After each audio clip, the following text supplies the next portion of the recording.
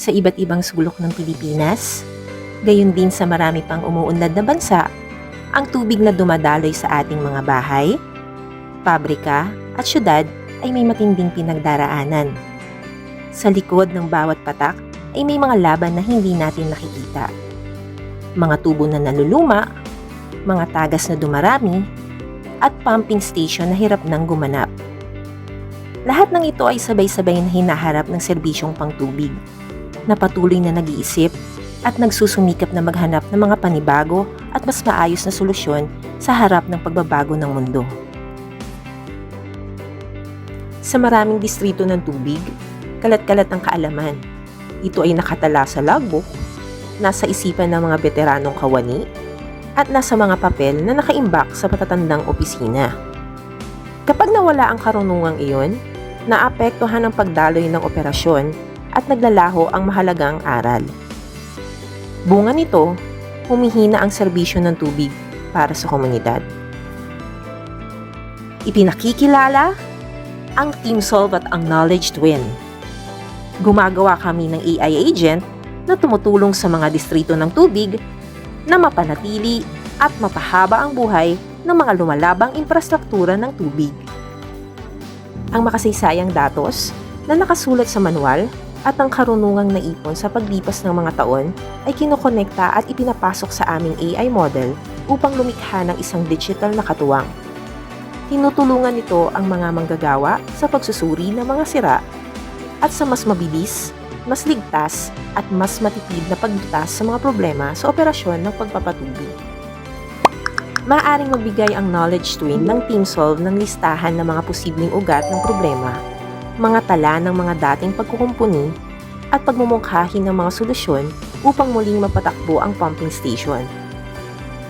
Gumagawa ang Knowledge Twin ng TeamSolve ng job order na gumagabay sa tubero sa pagkuha ng impormasyon tungkol sa lokasyon at katangian ng tagas.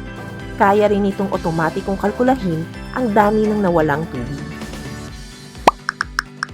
Otomatikong lumilikha ang Knowledge Twin ng TeamSolve ng ulat na nagbibigay ng rekomendasyon para sa mas maagap na pagkukumpuni.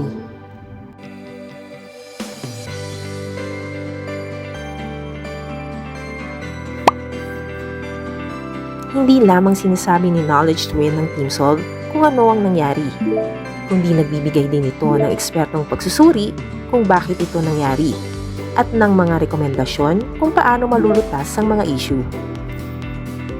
Sa Pampanga, lumikha ang TeamSolve ng isang Knowledge Twin na tinatawag na Balibot, na binubuo ng mga kawani at isinalin sa lokal na wika at isinama sa pang-araw-araw na gawain.